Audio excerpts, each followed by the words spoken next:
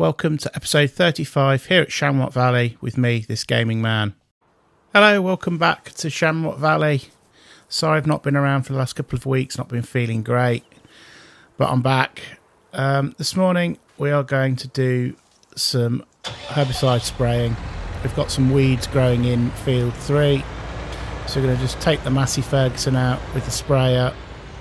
We're going to go and spray the field number 3. We have got some weeds growing on our test field, so we're going to go and spray those later. I don't know if we can spray those. Fields still need to be harvested. It's not been dry. It's not been dry enough. The crops have all been wet. So yeah, it's been a bit crazy really. So we're in day 3 now of midsummer. Day 3 midsummer. Oh, there's 2 John Deeres with muck spreaders in front of us, all going the same way. So things have been a bit... I've been doing things in the background. Our grass fields have all been cut and they've all been baled into silage. I'll show you in a minute as we're going to draw level with the field on the right hand side, just up here. Show you here. So they've all been baled. I've baled them in black wrap so we know which ones are which if they get taken back to the farm. So yeah, so we've just got some fertilising spread in. Hopefully, I'm really hoping that later on it's going to be dry enough to harvest the canola fields, but we'll see. We'll see where we're at. So this has grown really well. Show you on the map here. We're at field 3 and we have a few weeds all over it. We're going to spray the whole field. There you go. So yeah, it's a few weeds all over it, and there's a few patchy weeds on the test field on the placeable area at the top. So yeah, they all need sorting out. I've still not planted field 19 because it's too cold. I'm going to put corn in that, and it's not looking like I'm going to be able to get any corn in it the way it's going. It's just the ground temperature is still too cold. It's only 8 degrees at the moment, just too cold. I don't know if it will grow. I don't know if it will grow if you stick it in early, so we'll have to see. Just get these booms unfolded. Just think I need to lift them up a little bit.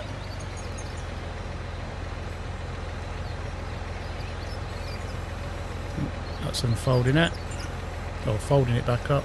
Just lift them up a little bit. I think that'll do it. I think it's missing the tops of the crops. So yeah, as I've said before. In real life I can use crop sprayers and whatnot. Got my certification, got my PA6, PA2 and PA1. If you're wondering what the PA4 and 5 and are, some of them are crop sprayers for aeroplanes and various other different types of sprays you can get. So I was asked a little while ago, well, what you've got PA1, PA2 and PA6, what are 3 and 4 and 5? And it's like, well, they're all different types of sprayers, so I can't remember which one the plain sprayer is.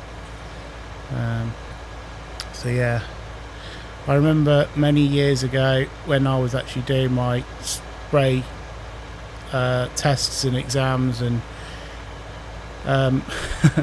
one of my colleagues who was doing the spray test at the same time as me, he took out a cattle fence. Bearing in mind, we sort of like in the industry that I was from, we used to use smaller sprayers. We used to use 500 litre tanks, and they're probably maybe maybe 12-metre booms, maybe, I think they were. And so for the exam we end up using agricultural equipment, so big farming tractors and whopping great big booms. So some of us weren't really used to driving things with such big booms. And during the exam, one of the lads took out a stretch of cattle fencing, like the wire fencing. It must have been about 20 metres, 30 metres. He wrapped one of the booms as he was turning the machine round. He caught the end of the boom to the cattle fence and just ripped the whole lot out. Bear in mind, this cattle fence was brand new. It had been put in maybe about a week before our test, and yeah, he took it out. So the people that owned the college that owned the field weren't exactly impressed with what happened. The guy actually passed his test, which was quite amazing, really. And then there was another chap about the following, like about a month, 2 months later. He did exactly the same thing. He took the same bit of fencing out, about the same amount of distance. So yeah, pretty funny, really. Just checking to make sure the field's been sprayed and the weeds have all been died off. They have. So it's a bit difficult to see where I'm going with this sprayer. So I'm just going to having to like adjust the camera every so often. You can kind of see usually when there's not so much crop in the field, but we'll have to see. So yeah, funny time. So yeah, that same bit of fence ended up getting taken out twice within probably less than about 10 weeks or so. And needless to say, the people that put the fence in weren't exactly happy.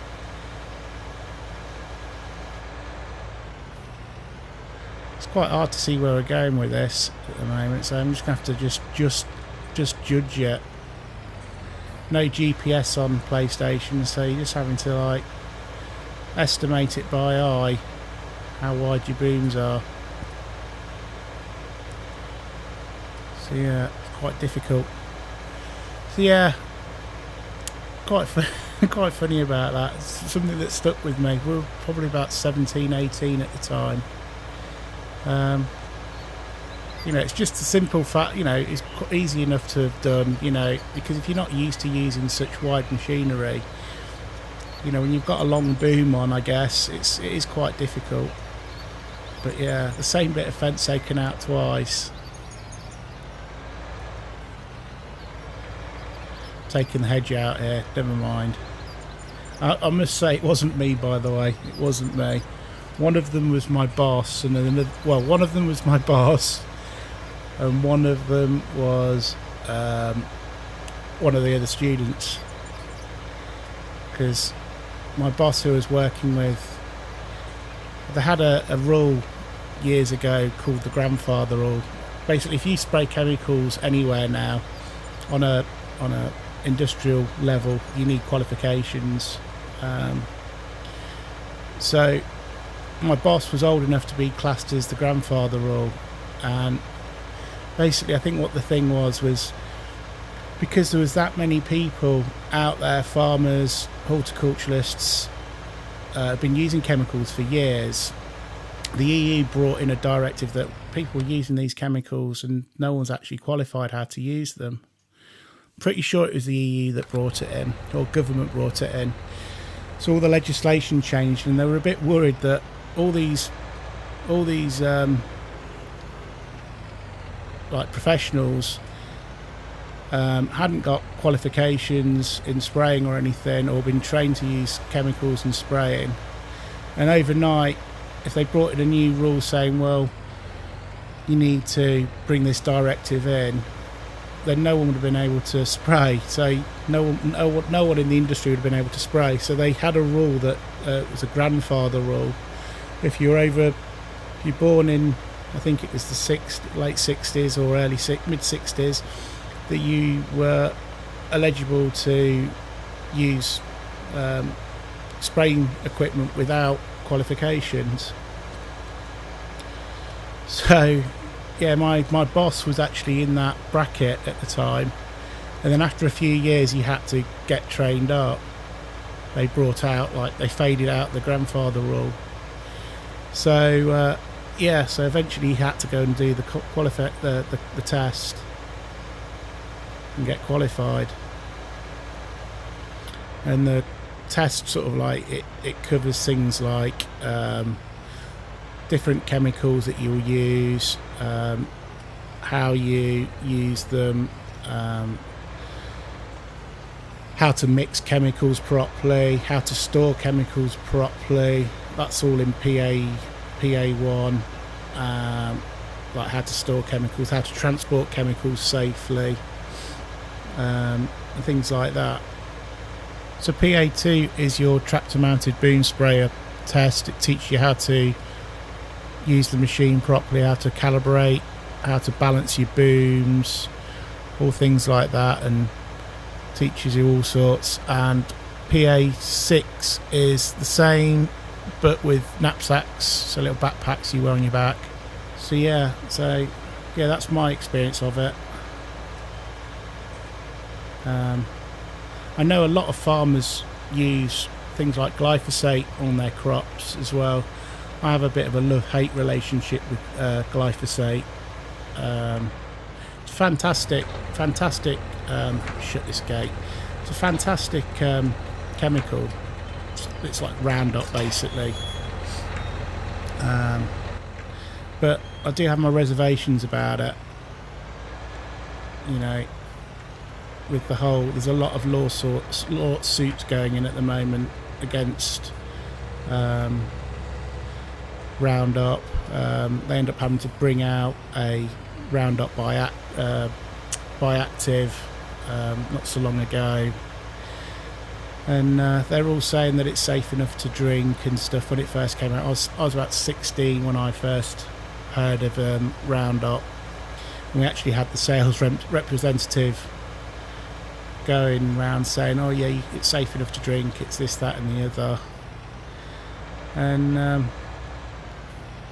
at the moment now, at the time I said, well, yeah, how much do you want? Do you want a pint or do you want a cupful?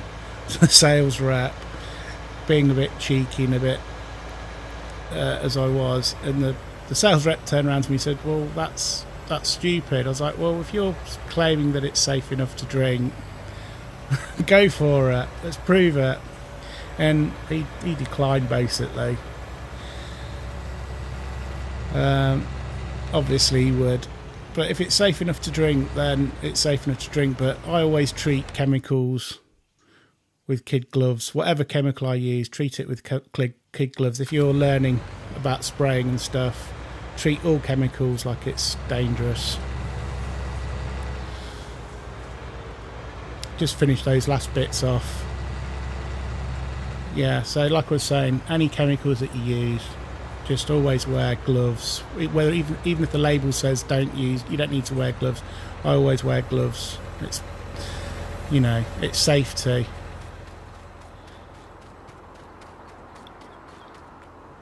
So this has still disappeared, the pallet haul. So like I say, if you're learning how to spray and stuff, or just always wear the equipment that you can wear. It's better to be safe than sorry. These weeds aren't dying. Because chemicals that are claimed to be safe now, who knows, in 5-10 years time, they might not be. We used to use, you know, back in the day in my industry, we used to use things like cyanide on the ground to kill worms and suppress worms, and it's deemed safe, believe it or not, that was. And yeah, cyanide for worms, it's a bit excessive. That was before my era of in sports turf, but yeah, there's a lot of people told me about you using cyanide and things like that for worms. So yeah, my advice, whatever chemical you use, treat it with respect and always wear as much protective equipment as you can, because you never know, down the line it might not be so safe. So crops are still too wet at the moment, so I'm going to go and do a few of the jobs, because I can't really do a lot else at the moment. Yeah, so might go and put the kettle on and see what the crack is in a little bit, maybe an hour or two's time. So crops are dry. I've just put the tractor wheels on, the big tractor wheels. We can take our new Claas Combine harvester out. Fantastic. The series, I think it's a 208 I got on this. Is it 208? I think it is.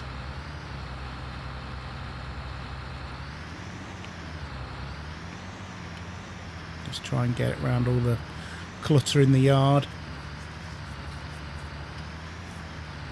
So yeah, first time out. We'll see how well it works compared to the John Deere.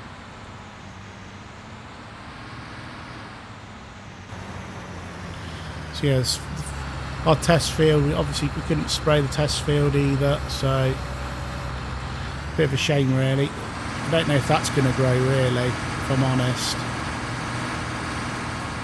So let us know in the comment section below, should we put a different crop in other than corn in our other field, in our, I think it's field 16 I think. Open this up. Seem to be standing on the combine roof, on the Claas roof. Right, let's jump in the cab. It's quite tight in here, so I don't really know the best way. I've got crop damage on. One thing I will say is, if you have 9-day seasons on, opposed to, I think we're on 6 or 7. I can't remember what we're on now. If you have more days, it gives you a bigger window of opportunity, I think, with planting and harvesting and things. I think obviously the narrower time you have, like the less days you have, the more narrower of a window you get. So I think I might just do one run straight through the middle, I think, and then I'll go around the outside. So I've got crop damage on. Just lift the header up a bit.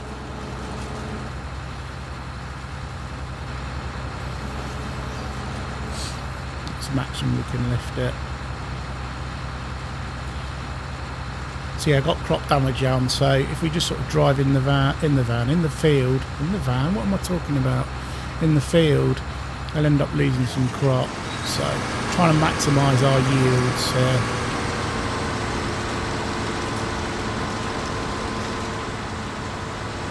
Pretty sure we can't turn any of the excess to bales. Don't know if anything's been done in the recent update, so I'll just have a look. See if we can. No, there's some crops in real life, even though you can't do it on Farm Simulator, you can turn things into bales. Things like corn stubble, you can turn, well, corn, the wastage of the corn plant, you can turn into bales.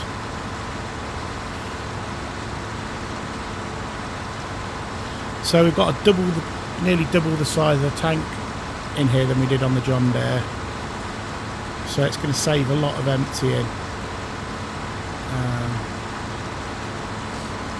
save a lot of time of having to jump in the tractor and bring the trailer and empty out.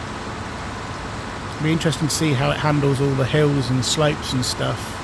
I'm not gone for the maximum power we can get. I think I've gone in the mid-range, I think, on this, the engine size. It looks quite good.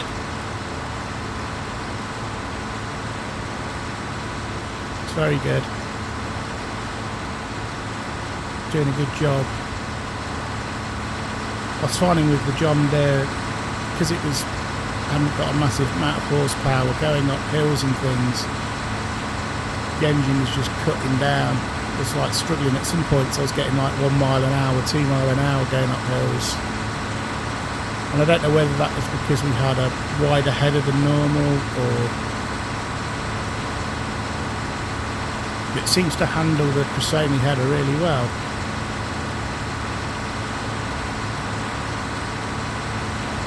Kind of do like the Cressoni header. It does save a lot of hassle, a lot of messing around with header trailers and things. You can just leave it on the combine harvester and just fold it all up. It's very useful. It's very useful if you're on a map that has a lot of, quite high on the slot counts. It's a nice little workaround. There's I know some header trailers only a couple of slots, but some header trailers are also like 2 or 3, 4. And if you're getting close to the slot limit, it can kind of cut things down a little bit.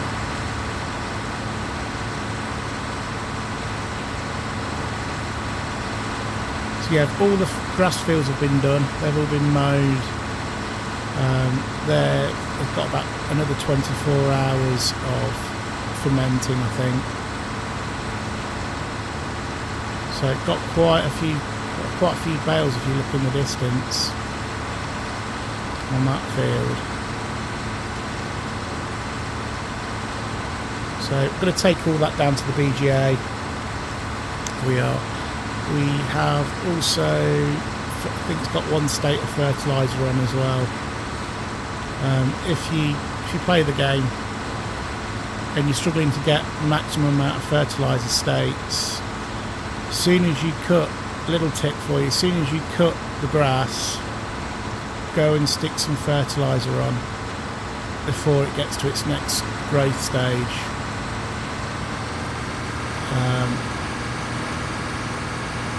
If you let it go over a day, a game day, then it kind of you end up losing the fertilizer stage.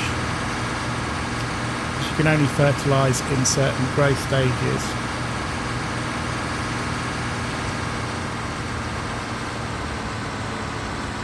I don't think that's changed since the update, because when we tried to do the weed killing on our test plot, we couldn't spray because it hadn't started the first growth stage of the plant, of the crop, and we'd already got maximum fertiliser on the field. If we'd only got 2 fertiliser states on the test plot, then we would have been able to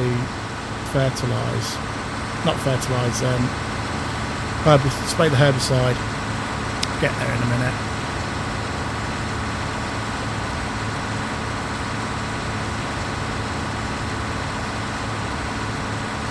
Yeah, it seems to be handling the hills really well. Quite impressed with this. So we'd have been having to empty already now. We'd have almost had 2 empties.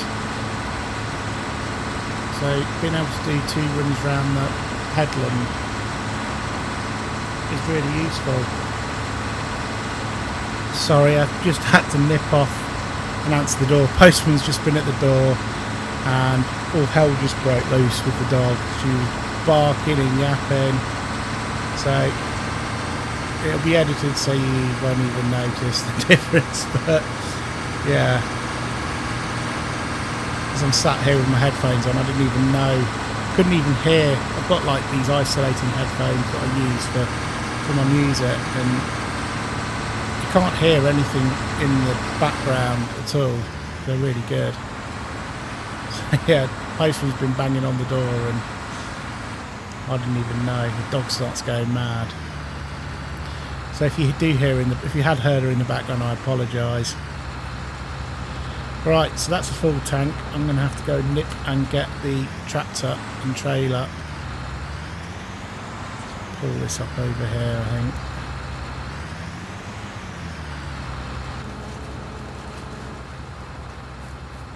Right, just head down here now.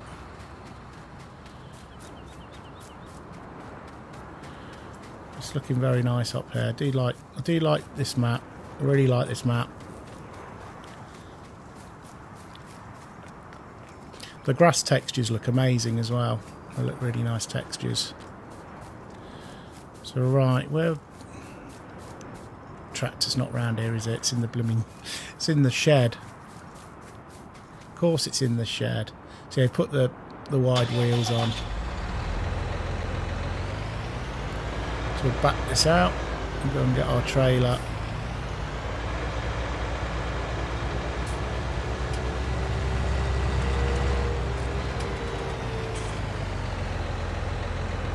Put this in here.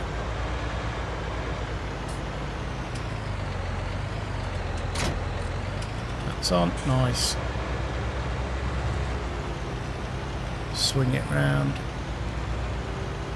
So yeah, money's gone up a little bit. I've done a few contracts as well. Said that I sold all the pigs. We did all the pigs in the couple of episodes ago. So yeah, that's the only thing I've done is sold. Oh, I think I sold some silage bales as well. Sold some more silage bales.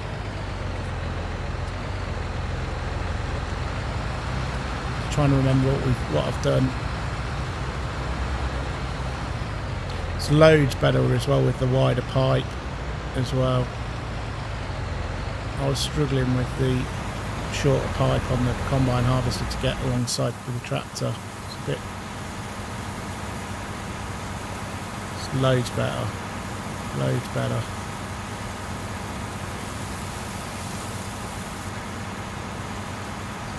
So yeah, if you're thinking about getting a combine harvester, cheap one as well, I think it's about 48 grand or something like that. You can definitely get it for under 100 grand if you have like the full high powered engine, the maximum horsepower. Definitely recommend this. It seems pretty good around the hills and stuff so far. Now I'm going to do a bit of a time lapse and I shall see you the side time lapse.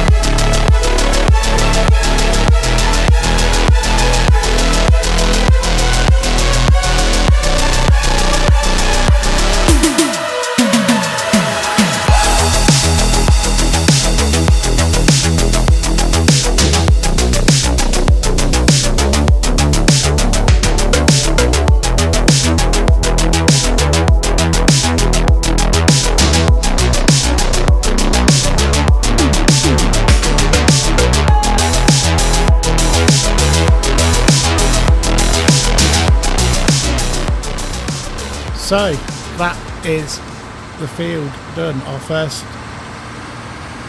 harvest of canola done. I've got quite a bit in the trailer. I think it's just shy of about 20,000, I think.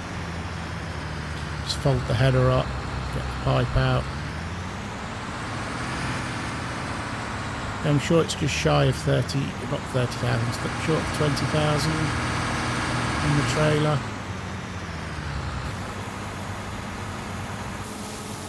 Let's have a quick look. I think it's going to be about just short of 20. Let's have a look.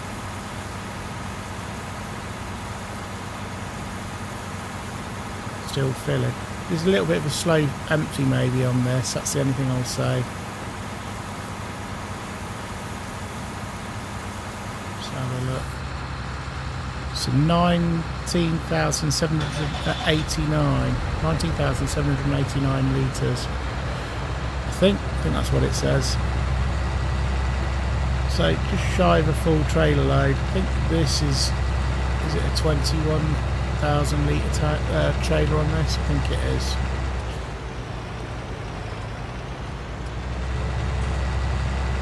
Someone in the comment section will know how big it is, I'm sure. So yeah, I hope you're all keeping well, keeping safe at the moment. It's all a bit pants, isn't it, at the moment in the UK? It's illegal to go on holiday now. It's crazy.